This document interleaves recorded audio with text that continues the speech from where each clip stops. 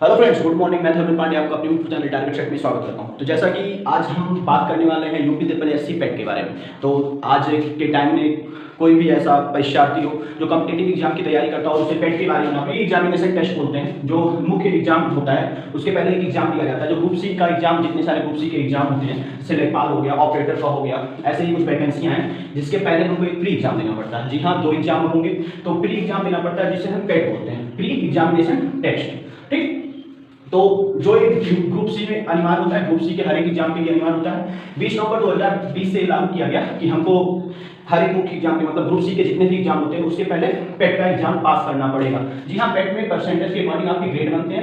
UP triple SC पेट 2022 में जो online form भरना स्टार्ट हो गया है, क्योंकि अवधि खत्म होने वाले हैं, 1 वर्ष का सीमा खत्म होने वाला है इसका। तो जो इसकी डेट आ गई है ऑनलाइन अप्लाई करने के लिए, इसकी डेट आ गई है। इसकी डेट है 28 जून 2022। 28 जून 2022 से ही आप इसकी रजिस्ट्रेशन कर सकते हैं, आप ऑनलाइन कर सकते हो।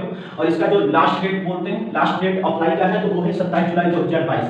जी हाँ, 27 जुलाई 2022। जो एयरफोर्स का जिस दिन एग्जाम होने वाला है, 27 जुलाई 2022 को एयरफोर्स का एग्जाम भी है, जो अगली वैकेंसी निकली थी एयरफोर्स की, तो उसी के दिन इसका लास्ट डेट है। और करेक्शन डेट, मतलब अगर जो कुछ मिस्टेक हो गया है, कुछ डॉक्यूमेंट्स में त्रुटियां आ गई हैं, तो उसका जो लास्ट डेट है मिस्टेक सुधार का, और लास्ट डेट है करेक्शन की डेट जो है लास्ट, वो है 3 अगस्त 2022। जी हाँ, 3 अगस्त 2022 तक आप करेक्शन करवा सकते हैं।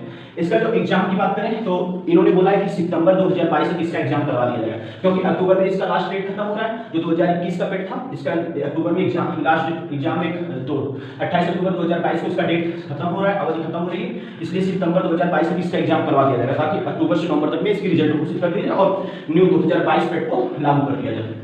तो पेट जो लेखपाल में बहुत ही मुख्य भूमिका निभाया है। 62% पेट में चाहिए होता था। जो ग्रेड बना है 62% पे बना था कि 62% के जितने भी परीक्षार्थी हैं, तो 62% पेट में लाए हैं, क्वालिफाई किए हैं, वही आप लेखपाल में फॉर्म डाल सकते हैं। तो चलो, ये तो हो गई ऊपर से पेट की जानकारी हो गई। अब इसकी अगर जो पाठ्यक्रम की बात करें, सिलेबस की बात करें, तो इसकी सिलेबस में देख लो, इसमें भारतीय इतिहास होगा, भारतीय इतिहास जो होगा एंशिएंट हिस्ट्री और मॉडर्न हिस्ट्री और मिडिवल हिस्ट्री, ये तीनों हिस्ट्री पूछेंगे इसमें। भारतीय आंदोलन, जो ये सब असहयोग आंदोलन हो गए हैं, कृषि आंदोलन हो गया, ये सब आंदोलन जितने चले थे, कुछ ऐसे ऐसे मोटे मोटे हैं, उन्हें तैयार कर लेना होगा। भूगोल से क्वेश्चन आएंगे 5 नंबर, हर एक क्वेश्चन 1-1 नंबर का क्वेश्चन होगा। इतिहास से 5 नंबर के क्वेश्चन, आंदोलन से 5 नंबर के क्वेश्चन, भूगोल से 5 नंबर का क्वेश्चन, भारतीय अर्थव्यवस्था, जो भारतीय अर्थव्यवस्था है, ठीक, इंडियन इकोनॉमिक्स से 5 नंबर के क्वेश्चन आएंगे।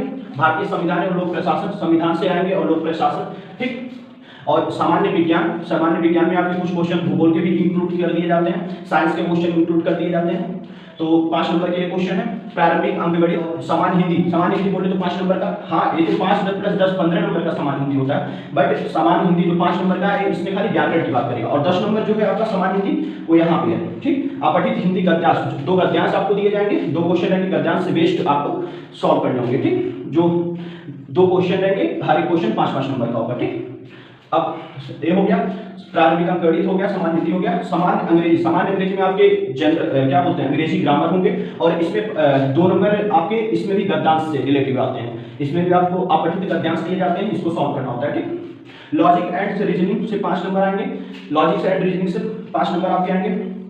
करंट अफेयर से 10 नंबर आएंगे। कभी कभी ऐसा होता है कि जो 5 नंबर इधर से होते हैं लॉजिक एंड रीजनिंग से, और इधर अंकगणित के, इनके क्वेश्चन सेम मिला जुला के हो जाते हैं, तो कभी इसमें 7 क्वेश्चन हो जाएंगे, इसमें 3 क्वेश्चन हो जाएंगे, कभी इसमें 3 क्वेश्चन, कभी इसमें 7, मतलब सबसे ज्यादा क्वेश्चन की मात्रा जो आती है तो इसमें रीजनिंग से ही आती है, ठीक। ये हो गए आपके करंट अफेयर्स, जो समायिका होती है, हर एक एग्जाम के लिए बहुत ही मोस्ट इंपॉर्टेंट होता है समायिका, तो समायिका से आपके करंट अफेयर से 10 नंबर आएंगे।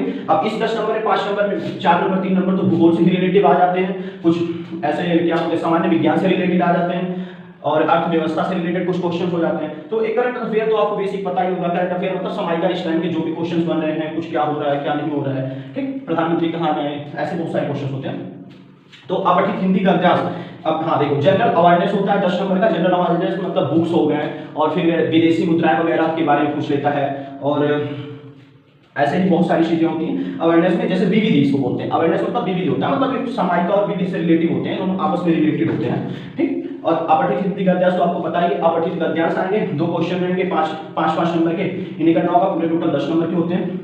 ग्राफ की व्याख्या होती है। एक ग्राफ दे दी जाएगी और ग्राफ में ऐसे कि परीक्षार्थी कितने होंगे, ऐसे एक क्वेश्चन बना के दे दिया जाएगा, 2 क्वेश्चन बना के दिया जाएगा और 2 क्वेश्चन को सॉल्व करना होगा, ठीक। एक ग्राफ की व्याख्या होगी और तालिका की व्याख्या, तालिका भी उसी टाइप का होगा। जब आगे आप इसको इसके सिलेबस पे ब्रीफली जब डिस्कस करेंगे तो आपको इसका पता चलेगा कि कौन से क्वेश्चन कहाँ से आते हैं, इसमें कौन से चैप्टर आएंगे, इसमें कौन से चैप्टर आएंगे। हर एक चैप्टर में कुछ ना कुछ चैप्टर्स हैं, कुछ ना कुछ टॉपिक्स हैं जो इंपॉर्टेंट है, वही पढ़ लेना होता है, ठीक। पिछली बार क्या हुआ था कि अचानक से पेट का डेट घोषित कर दिया गया और अचानक से एग्जाम हो गया, बच्चे तैयार नहीं थे, तो बहुत सारे बच्चे ऐसे थे जिन्हें लगता था पेट आवश्यक नहीं है, जिन्होंने नहीं डाला था पेट का फॉर्म और कम मार्क उठ गया, तो उन्हें देखो लेखपाल वाला फॉर्म जो ईयर निकला था, लेखपाल वाले फॉर्म भरने से उसमें वंचित कर दिया गया।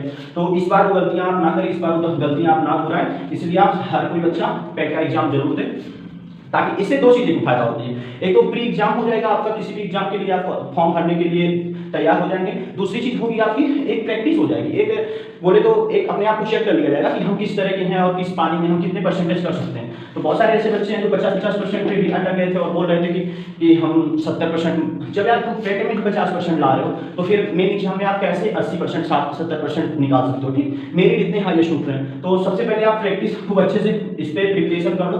पेट में आपका चेक हो जाएगा कि आप कितने परसेंट कर सकते हो, क्या चीज़ है आपके अंदर टैलेंट, ठीक।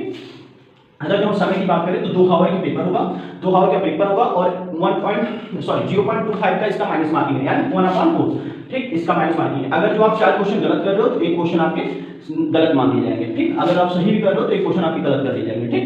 तो हो गई आपकी समय और नेगेटिव मार्किंग हो गई। एज की बात करें तो 18 से लेकर 40 ईयर तक के लोग भर सकते हैं इस फॉर्म को, जिसमें एससी और एसटी के लिए तो जानते ही हो आप कि 4 वर्षों की छूट दी जाती है।